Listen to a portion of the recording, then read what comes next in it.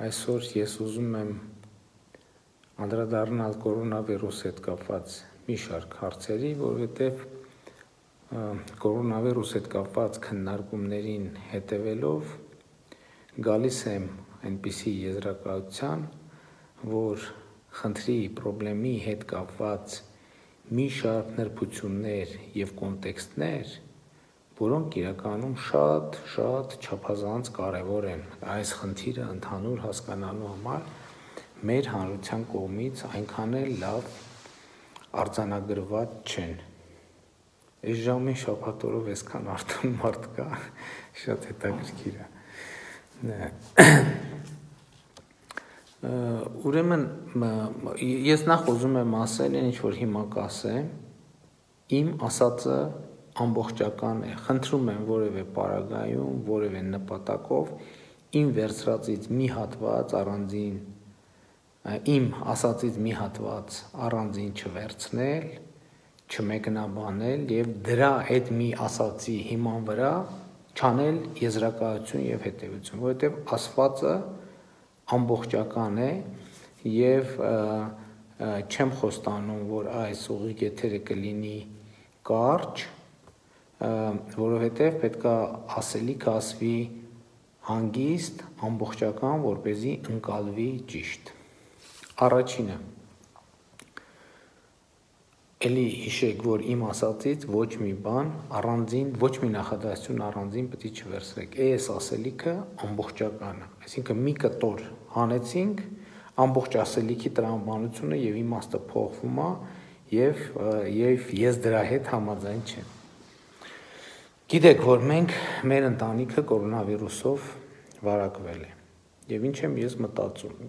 և ինչ ենք մտածում։ Մենք որ քննարկում ենք, մենք ասում ենք, երբ մենք արդեն հաղթահարենք կորոնավիրուսը, այսինքն առողջանանք, այսինքն տեստ անենք և տեստը լինի բացասական,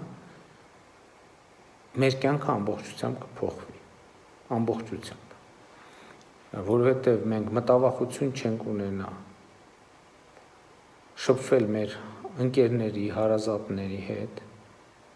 որովհետև մենք վիրուսը հաղթահարած կլինենք, իմունիտետ ձեռք բերած կլինենք և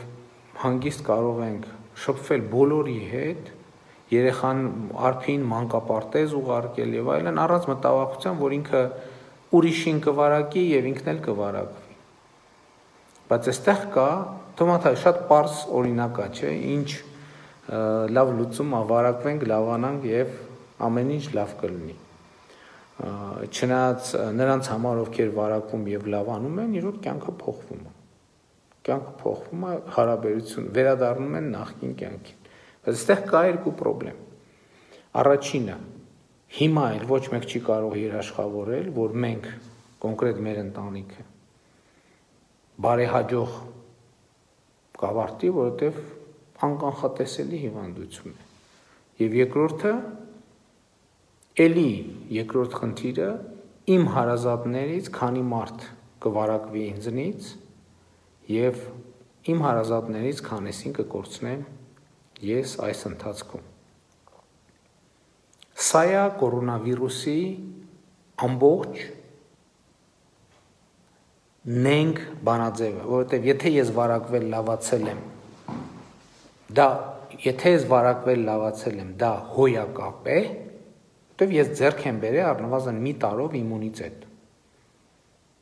Շփվում եմ, վերադառնում եմ նախկին կյանքին, կարճ ասած։ Բայց եթե ես վարակվել եմ, երաշխիք չկա, որ ես չեմ մահանա,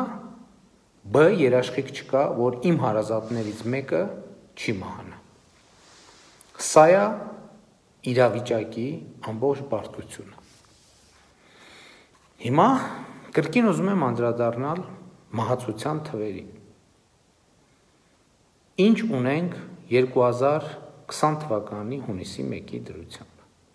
2020 թվականի հունիսի 1-ի դրությամբ մենք ունենք մի քանի հարյուրով ավելի պակաս մահ, քան 2019 թվականի հունիսի 1-ի դրությամբ։ Սիրում եմ հայ ժողովրդին աշխատասեր։ Մի անգամ բանի համաժողովում համագումարում բանի Ելդաշինքի ասել էի, որ երկրի իրական փոփոխությունները պետք է դիտարկել այն տրամաբանությամբ, թե մարդիկ ժամը քանիսին են զարթնում, ու հիմա ուրախ եմ, որ Հայաստանում մարդիկ սկսել են շուտ զարթնել։ Լավ, վերադառնալով, անցած տարվա եւ այս տարվա մահացության թվերը տարբեր են, էականորեն ցածր է այս տարի մահացության թիվը։ Եվ դա ունի մի շատ հետաքրքիր պատճառ։ Առաջինը, օրինակ, անցած տարի քաղցկեղից հունիսի 1-ի դրությամբ մահացել է 2307 մարդ Հայաստանում, այս տարի 2213, համարյա 100 մարդով ավելի պակաս։ Ինչը տրամաբանական չի, որն է սրա բացատրությունը։ Սրա բացատրությունը հետևյալն է, որ պոտենցիալ այս տարվա առաջին 6 ամսվա մեջ քաղցկեղից մահացողների մի բավականին մեծ տոկոսը, պոտենցիալ մահացողների մեծ տոկոսը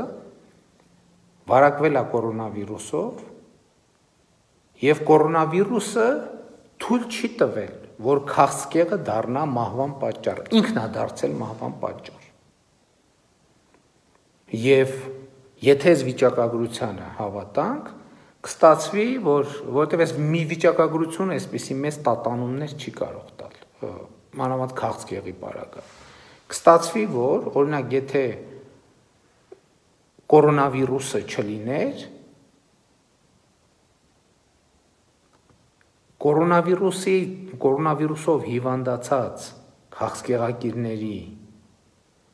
մի մասը կմահանար քաղցկեղից մինչև 2020 թվականի հունիսի 1-ը։ Նույնն էլ տեսեք, շնչառական օրգանների հիվանդություններ, այստեղ ամենատարբեր հիվանդություններ կան շնչառական օրգանների։ Անցած տարի այդ հիվանդություններից մահացել է հունիսի 1-ի դրությամբ 1448 մարդ, այս տարի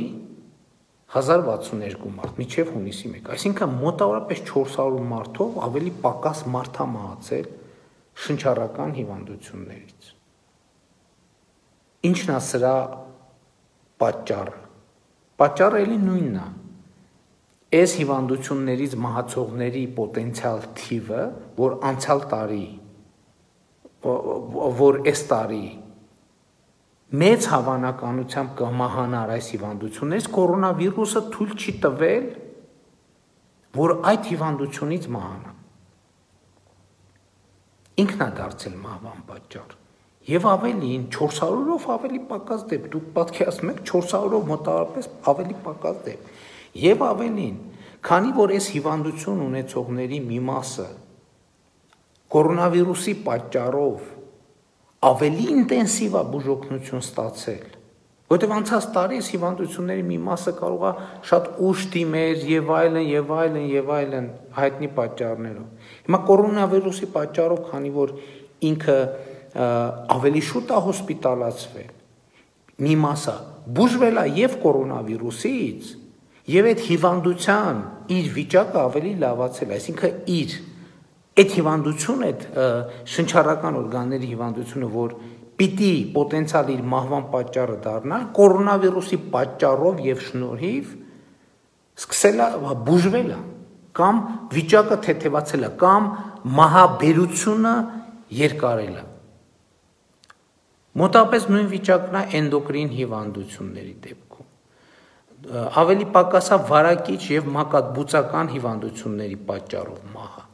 այլ հիվանդությունների պատճառով մահը։ Այսինքն, այս հունիսի 1-ի դրությամբ մենք կորոնավիրուսից եւ ընդհանրապես երկրում ոչ միայն մահացության հունիսի 1-ի դրությամբ, խնդրում եմ, հիշում եք, չէ՞ պայմանը, մի նախադասությունը կտորը չենք կտրելու, առանձին մեկնաբանենք։ Հունիսի 1-ի դրությամբ մենք մահացության շատ ավելի լավ ցուցանիշ ունենք, քան 2019 թվականին։ Հիմա մեր խնդիրը այս համատեքստում որն է, ինչու մահացության ավելի լավ ցուցանիշ ունենք, ասում եմ, իմիջիայլոց ասեմ, այդտեղ մի տոկոս որոշակի կա նաև այն որ լոկդաունի շրջանում մեքենաներ տեղաշարժեր քիչ են եղել, դժբախտ պատահարներ, վթարներ մի քիչ են եղել, դա որոշակի տոկոս է, բայց եկեք այդ տողը ընդհանրապես հանենք, որովհետև այդ տողը այս մեր վիճակագրության վրա էական որևէ ազդեցություն փիլիսոփայության վրա չի ունենա։ Հիմա հետևաբար այս ամեն ինչի համատեքստում մեր խնդրեմը որն է, որը մենք պետքա լուծենք։ Մենք ունենք ընդամենը մի խնդրեմ, ժողովուրդ ջան, ընդամենը մի խնդրեմ։ Մեր խնդրեմը հետևյալն է, որ կորոնավիրուսով հիվանդացած մեր բոլոր քաղաքացիներին կարողանանք պատշաճ բուժօգնություն ցույց տալ։ Այսինքն մեր երկրում կորոնավիրուսով հիվանդանան մարդիկ այնքան, ինչքան մեր հիվանդանոցներում ռեալ տեղ կա։ Էսա կորոնավիրուսի առանցքային խնդրեմը, որովհետև եթե օրինակ այն մյուս հիվանդությունները արձանագրվում, զարգանում են, ենթադրենք դեպքերի շատ ինչ-որ մեծ տոկոսում, իրանց տևողությունը տևում է մի տարի, և օրինակ քաղցկեղով առաջին հիվանդից սպասարկելուց մինչև երկրորդ հիվանդը սպասարկելը տևում է օրինակ 6 ամիս կամ մի տարի, այսինքն բժիշկը առաջինից երկրորդին անցնելու համար ունի մոտավորապես ենթադրենք 6 ամիս կամ մի տարի ժամանակ, կորոնավիրուսի պարագայում ժամկետը շատ կրճատվում է, դառնում է երբեմն մի շաբաթ, երբեմն 2 շաբաթ, մաքսիմում մի ամիս։ Եվ այն հիվանդները, այս մեր հազարավոր հիվանդները, որ պիտի բուժօգնության դիմեին մի տարվա ընթացքում, բուժօգնության դիմում մի ամսվա ընթացքում։ Հիմա խնդիրը որն է եւ մահացության կոնտեքստում է շատ կարեւոր, որովհետեւ երբ որ մեր հիվանդները ավելանան, պացիենտները այնքան բուժօգնության կարիք ունեցող, հիմա ես էլ եմ կորոնավիրուսով հիվանդ, բայց ես բուժօգնության կարիք մինչեւ այս պահը փառք Աստծո չունեմ, որ մեր կորոնավիրուսով հիվանդ բուժօգնության կարիք ունեցող մարդիկ լինեն այնքան, որ մեր հիվանդանոցներում տեղավորվեն, որովհետև եթե չտեղավորվեն, մեր մահացության թվերը աճելու են։ Մարդիկ մահանալու են կորոնավիրուսից, պատշաճ բուժօգնություն չստանալու պատճառով։ Սրա համար եւ հետեւաբար, սրա համար մենք մի ձև կա այդ խնդիրը լուծելու։ Պետք է մենք մեր կողմից ուրիշներին վարակելու հավանականությունը քչացնենք, մաքսիմալ քչացնենք։ Ընդ որում սա վերաբերվում է ոչ միայն ինձ նման մարդկանց, որոնք արդեն ախտորոշված են, այլ բոլորին, որովհետև այսօր երկրում 20,000,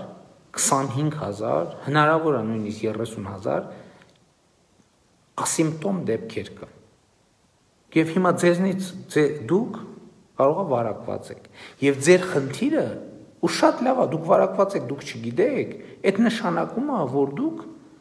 ասիմպտոմ է ձեր մոտ։ Այդ նշանակում է, որ դուք կլավանաք։ Եվ ձեր կյանքը դուք էլ չեք իմանա, չնայած որ ախտորոշվեք ասիմպտոմ լինի, դուք վստահ եք, որ վարակվել եք, լավացել եք, ձեր կյանքը լրիվ կփոխվի։ Դուք կդառնաք որևէ մտավախություն չեք ունենա, ոչ հարազատի, ոչ վարակելու, ոչ վարակվելու մտավախություն չեք ունենա, առնվազն մի տարի։ Հիմա բայց այս համատեքստում մեզնից յուրաքանչյուրի անելիքը մեկն է։ Մենք քչացնենք ուրիշների վարակելու հավանականությունը։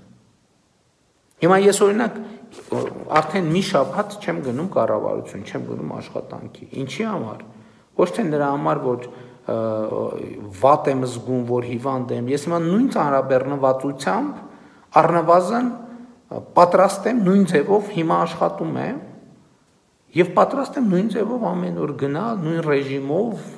ընդհանրապես, բայց չեմ գնում ոչ թե նրա համար, որ լավ չեմ զգում կամ չեմ կարա աշխատունակությունս ընկել, այլ որ ուրիշներին չվարակեմ։ Ավելի ճիշտ երաշխավորեմ, որ ուրիշներին չեմ վարակելու։ Այն պահից, երբ որ ես հասկացել եմ, որ ես պոզիտիվ եմ։ Դրա համար ասենք հիմա այստեղ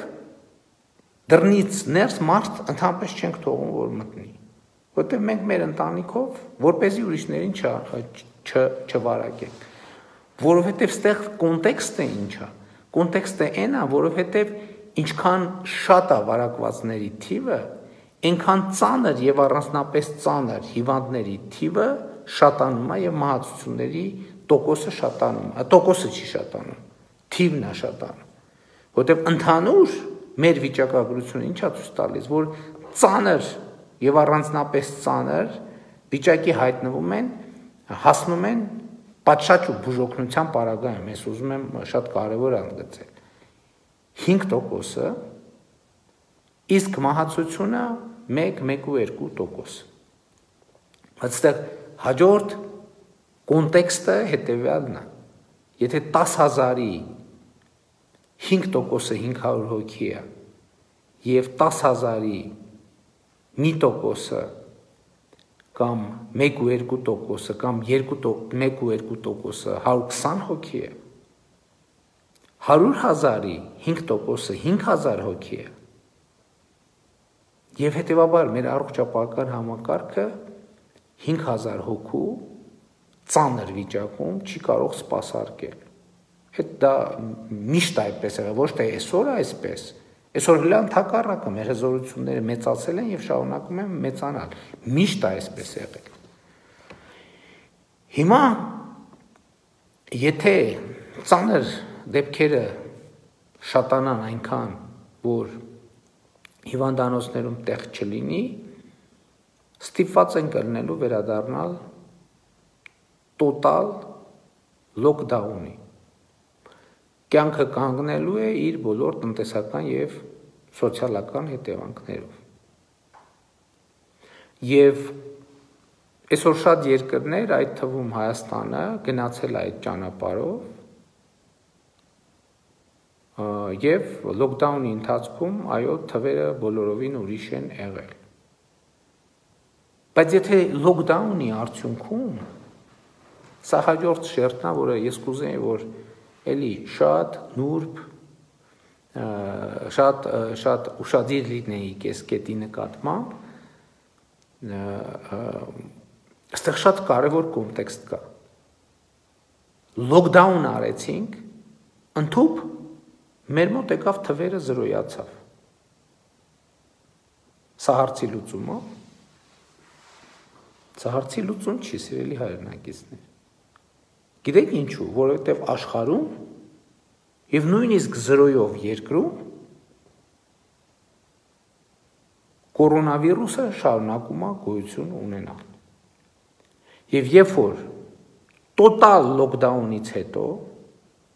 մենք սկսում ենք բացվել, միևնույնն է վարակը սկսում է նորից տարածվել։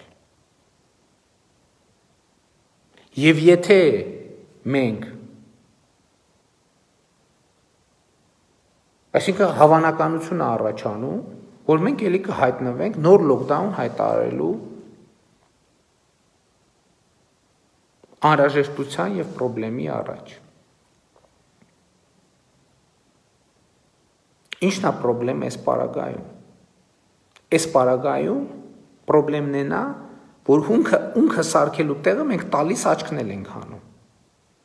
Ինչու՞, որովհետեւ մի կողմից մենք կորոնավիրուսի հարցը չենք լուծում, մյուս կողմից մենք տնտեսական ու սոցիալական կոլապսի ենք ենթարկում երկիրը։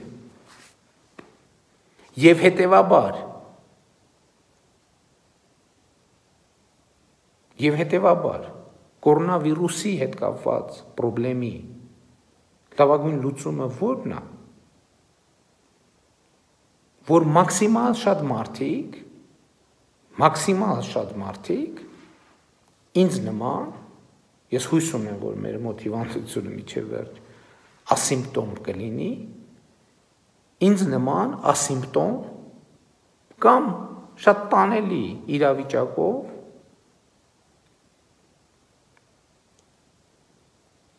վարակվեն եւ լավանան կամ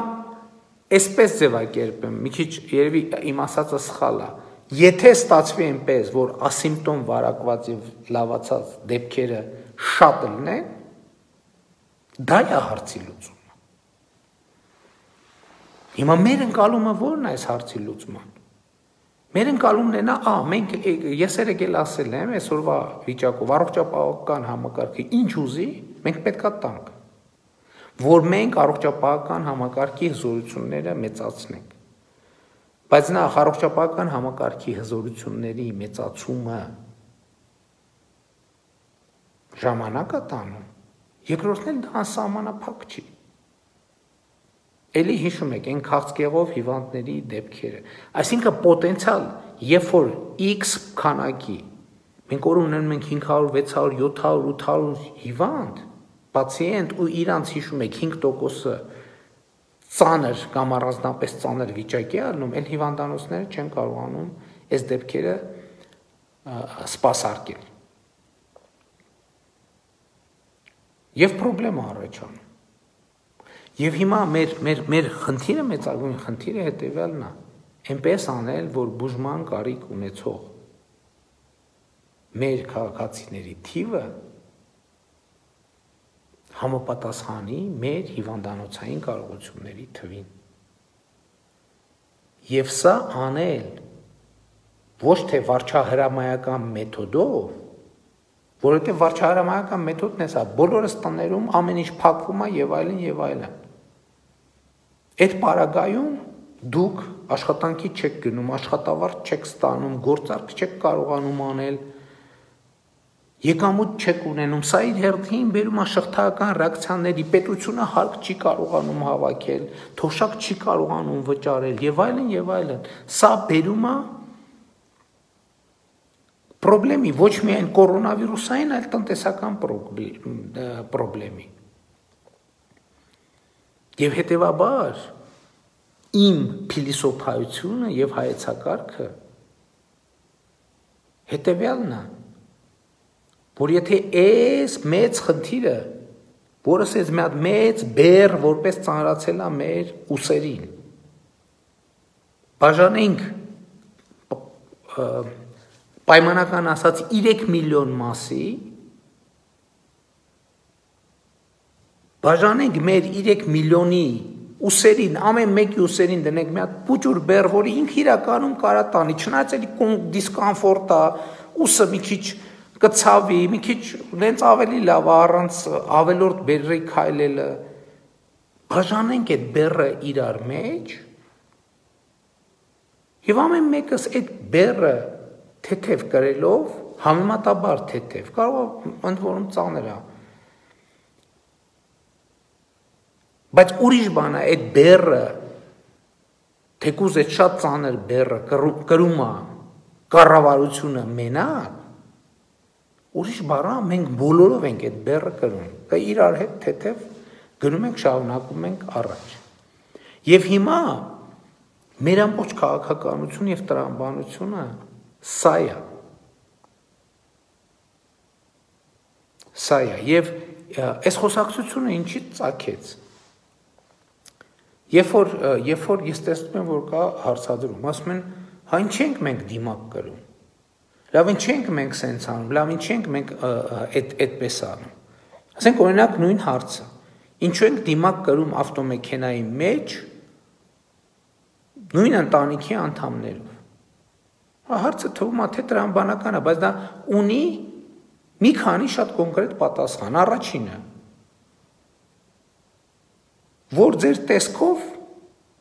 շատ պրիմիտիվ բան պիտի ասեմ, կողքիններից գոնությունը բարձրացնեք, որովհետև մարդը երբ որ տեսնում է աջ, տեսնում է դիմակով մարդ, մարդը տեսնում է ձախ, տեսնում է դիմակով մարդ, իր այդ բանի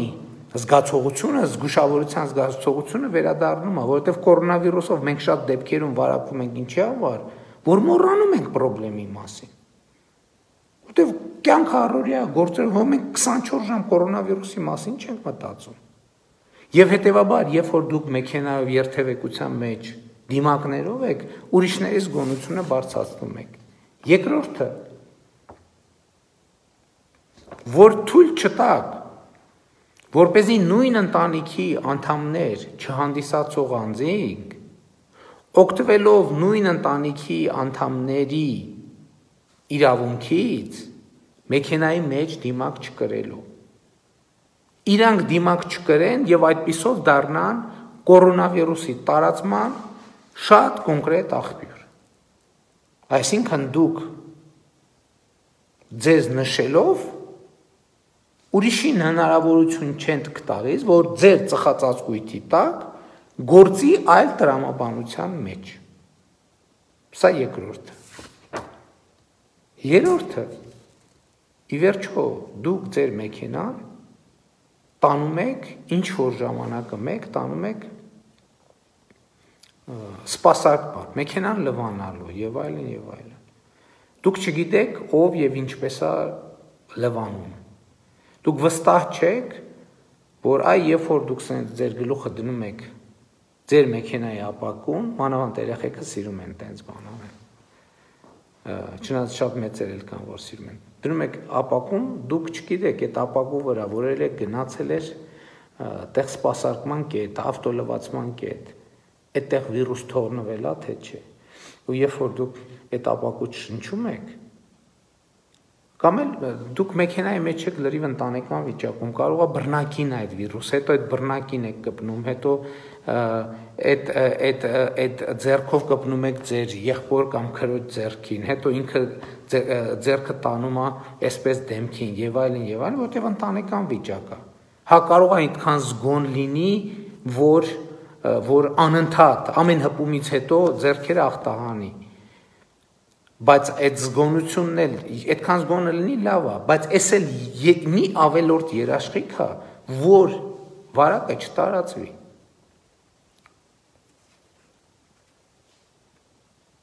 Սա է այդ հարցի կոնկրետ պատասխանը։ Հետո, բաց տարածքում, ասում են, որ օրինակ բաց տարածքում ինչու ենք դիմակ կրում։ Սա պատասխանն էլ է շատ պարզ։ Նախ էլի, որ ձեր տեսքով ահազանգ դառնաք ուրիշների։ Մենք բոլորս իրար անընդհատ հուշ ենք, որովհետև կա, չէ, նախազգուշացնող նշաններ, փողոցում կա, չէ, արագության սահմանափակում, կտրուկ շրջադարձ, կարմիրով սենց ճանապարհային նշաններ կան։ Զգուշացեք, գետինը թաց է, կամ էլ ինչ զգուշացնող նշաններ կան, հիմա չեմ։ Մեր դիմակը առաջին հերթին ուրիշների համար զգուշացնող նշան է, որ ժողովուրդ երկրում համաճարակային իրավիճակ է հաստատված։ Սա առաջինը։ Երկրորդը, որ երբ որ օրինակ գնացինք, քայլեցինք եւ դիմացից կողքից եւ այլն ուրիշ մարդիկ են քայլում, չէ՞։ Եվ շատ ալնում, որ մարդիկ սենց անցնում ենք մայթը նեղանում, լայնանում եւ այլն։ Եվ այդ ընթացքում տեղի ունեցող այդ հաղորդակցությունը, շփումը դա եւս մեկ երաշխիք է, որ դուք ուրիշի չեք վարակի եւ ինքներդ էլ չեք վարակվի։ Էլ եմ ասում, ոչ թե 100%, այլ 95, բայց դա 95-ը շատ բարձր տոկոս է, շատ բարձր տոկոս։ Այսինքն պատկերացրեք, այդ նույն օրը 100 մարդ վարակվի, թե 5 մարդ վարակվի։ Այդ տարբերությունը այսքան է։ Հաջորդը, երբ որ դուք ձեր ծանոթին տեսնում եք եւ սկսում եք խոսել, ձեր մարմնի եւ մկանային հիշողությունը ձեզ այն առավել եւս հարազատի բարեկամի տեսնելու բերում է սոցիալական հեռավորության խախտման։ Դուք անդադ մետրով չեք, որ իրարից մի մետր հեռավորությունը պահեք։ Եվ դիմակը եւս մեկ նախ դիմակը հիշեցնում է ձեզ այդ խնդրի մասին, սոցիալական հեռավորությունը պահելու խնդրի մասին, ակնհայտ։ Դուք տեսնում եք, որ դիմացինը դիմակով է, հիշում եք, որ հա, այստեղ մենք իրար տեսանք, շատ ուրախացանք էմոցիոնալ, բայց մի րոպե, այստեղ բան կա։ Խնդիր կա, չեմ ասում, դիմակով երևի ծանոթները ավելի քիչ են ճանաչում իրար եւ ավելի քիչ են մոտենում եւ շփվում։ Եվ երրորդը, դուք կանգնացեք, ասենք օրինակ զբոսայգում կանգնացեք, Մեկը մի մարդ կարող է պատահական ձեզ մոտենա մի բան հարցնի, կամ դուք նստած եք զբոսայգում, ձեզնից առաջ ինչ որ մեկը վարակվել է, ձեր ձեռքը կպել է ինչ որտեղ եւ այլն եւ այլն։ Դիմակը եւս մեկ երաշխիք է, որպեսզի ձեզ ապահովի վարակվելուց եւ երաշխիք է, որ դուք այդ նույն տեղում, եթե դիմակով եք, Շակմա ձեր ձեռքին չեք կպնի եւ այլն, այդ նույն տեղում, եթե վարակված եք, ասենք օրինակ ասիմպտոմ վիճակ է, վարակված եք այդ նույն տեղում վիրուս չեք թողի, որ ձեզնից հետո եկողը վարակվի այդ վիրուսով եւ էլի ասում եմ, անծանոթը մոտեցավ մի բան ասեց, հիմա ցավոք սրտի այդտեղ չեք ասում իրար, կամ ինքը դիմակով չեք ասում, մի հատ մի րոպե ես դիմակս դնեմ, դուք էլ դիմակ դրեք։ Եվ մեր այսօրվա վիճակագրությունը ցույց է տալիս, որ մենք բազմաթիվ այս իրավիճակներում վարակվելու բազմաթիվ դեպքեր ունենք։ Եվ այս կոմպլեքս միջոցառումները, այս ամեն ինչը մանրամասն ես ասացի, էլի եմ ասում հարցի կորոնավիրուսի հետ կապված բոլոր շերտերը ձեզ համար բացահայտելու համար։ Ժողովուրդ ջան, ճիշտ չի լինի, եթե մենք նորից ստիպված լինենք գնալ լոկդաունի։ Որովհետև ասում եմ, եթե լոկդաուն արեցինք, տոտալ պահեցինք, դեպքերը հասցնենք զրոյականի, մենք էլի պետքա բացվենք, այդ վիրուսը նորից գալու է, կամ այդ լոկդաունի ընթացքում ինքը ասիմպտոմ ձևերով ինչ որ ձևով շարունակվելու է, ներկա է ալնելու, ինքը չի վերանալու։ Եվ մենք այդ նշանակումը պետք է փակվենք եւ ըստ էության փակվենք։ Մեր խնդիրն է ոչ թե փակվել, այլ գնալ բացվելու ճանապարհով։ Իսկ բացվելու ճանապարհը հետեւյալն է, մեզնից յուրաքանչյուրը այս բեռի իր բաժինը վերցնի եւ տանի։ Այո, նեղություններ կրելով։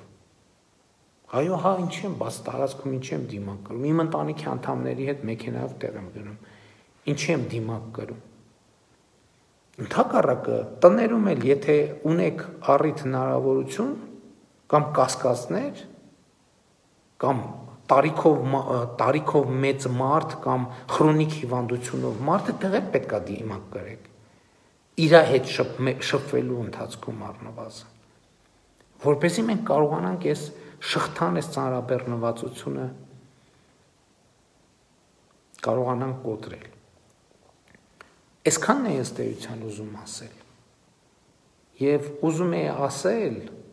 եթե ամփոփեմ ինչն է խնդիրը, ոնց ամփոփեմ։ Ամփոփումը հետևյալն է, որ մենք իրականում մեր խնդիրը ոչ թե հիվանդությունները զրոյացնելն է կամ բացառելը, որ հիվանդություններ չլինեն, դա այնքան էլ adekvat նպատակ չի։ Մեր խնդիրն է, որ հիվանդությունները գրանցվեն մեր առողջապահական համակարգի կարողություններին համապատասխան, որովհետև անցած տարվա եւ այս տարվա առաջին 6 ամիսների վիճակագրությունը ցույց է տալիս, որ երբ որ մենք կարողանում ենք սպասարկել կորոնավիրուսով մեր հիվանդներին, մեր բոլոր հիվանդներին, մենք մահացության թվի, ընդհանուր թվի նվազում ենք ունենում։ Ընդհանուր թվին նվազում ենք ունենում։ Եվ երբ որ մենք այդ հիվանդությանը հնարավորություն չենք տալիս, որ ինքը գա մի կետի վրա կենտրոնանա այնքան, որ մի կետի վրա սենց տասնյակ հազարներ հիվանդանան, ինքը մեր եւ տնտեսական եւ առողջապահական խնդիրների համար շատ ավելի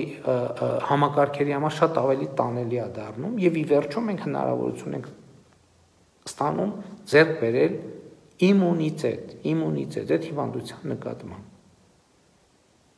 Էլի ասում եմ, հիմա իմ մտածածը հետեւյալն է, որ եթե հաջողվի ես մեր ընտանիքը ասիմպտոմ միջև վերջ տանանք եւ մի պահի տեստ անենք, տեսնենք բացասական է, մենք առաջիկա 1 տարում վերադարձանք լիարժեք կյանքի։ Երեխեքը կարող են գնալ,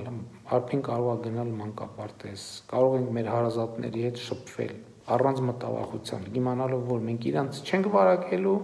մենք էլ չենք վարակվելու, ոչ իրանցից, ոչ ուրիշներից։ Բայց խնդիրն այն է, որ այս process-ը պետք է մենք պահենք մաքսիմալ կառավարելի։ Իսկ մաքսիմալ կառավարելի ձևը հետևյալն է, ամեն ինչ անել, որ չվարակել ուրիշներին։ Առաջնորդվել են կանխավարկածով, որ ես վարակված եմ ու ես պետք է ամեն ինչ անեմ, որ չվարակեմ ուրիշներին։ Էդ էլ ասեմ, այս իմացությունը, այս ամբողջ ասելիքը, ինքը սա այս ընթացքում նայում ենք, ուսումնասիրում ենք, կարդում ենք, վիճակագրությունն ենք ուսումնասիրում, սրանք հետևություններ են, որ մենք օրինակ 2 ամիս առաջ չենք կարող անել, որովհետև մեզ պետք էր հասկանալ, զգալ, շոշափել այդ հիվանդությունը սեփական ձեռքերով։ Որտև ուրիշը պատմում է, ամեն երկիր ունի իր առանձնահատկությունը, սկսած առողջապահական համակարգից, վերջացած բնակչության տարիքային շերտավորմամբ եւ այլն եւ այսպես առողջապահական բժիշկների պրոֆեսիոնալությունից եւ այլն եւ այսպես շարունակ։ Հիմա մենք այս պարամետրերով, շատ պարամետրերով արձանագրել ենք մեր կարողունակությունը եւ պետքա օգտվել կարողունակությունից եւ դրա համար պետքա ընդհանրապես մեծացնել կարգապահության եւ պատասխանատվության մակարդակը։ Եվ իհարկե դա կարելի է անել վարչական մեթոդներով։ Եվ ես չեմ բացառում, որ ցանկացած իմիջիալոց ասեմ, ցանկացած պահի, ասենք այսօր օրինակ կարող ենք որոշում կայացնենք այդպիսի։ Բայց մեկը դրա հետևանքները, հետաձգված հետևանքները ծանր են լինելու, որոնք բոլոր երկրների համար։ Այսօր մարդիկ կան թուղթուգրիչով նայում են այս երկիրը, նենց են մյուս երկիրը, նենց են 4 երկիրն, մի շտապեք, ամփոփել արդյունքները, որտեվ քանի դեռ պատվաստանյութ չկա կորոնավիրուսի, վաղա արդյունքները ամփոփել, շատ վաղա արդյունքները ամփոփել, որտեվ մի տարի դեռ դեմներս կա։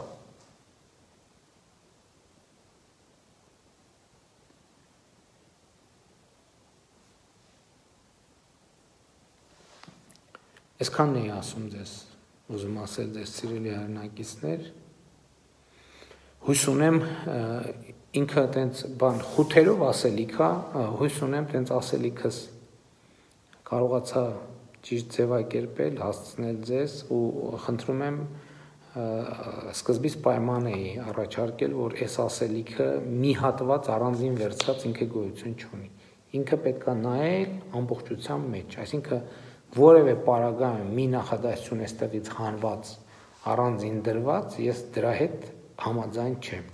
Սա պետք է նայել ընդհանուր տրամաբանության մեջ եւ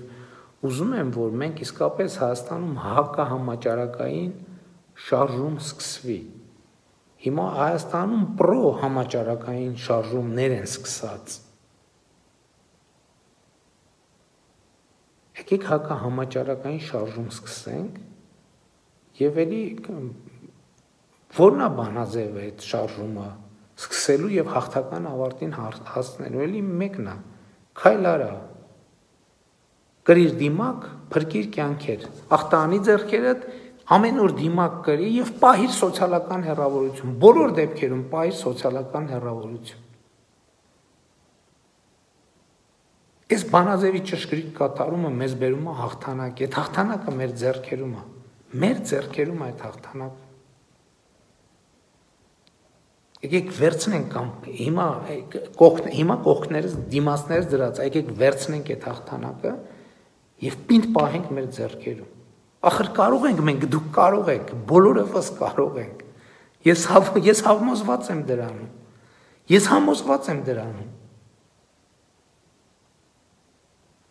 Սիրում եմ ձեզ, հպարտանում եմ ձեզանով։ եւ խոնարհվում եմ բոլորիդ առաջ։ Լավ եղեք, ժողովուրդ ջան։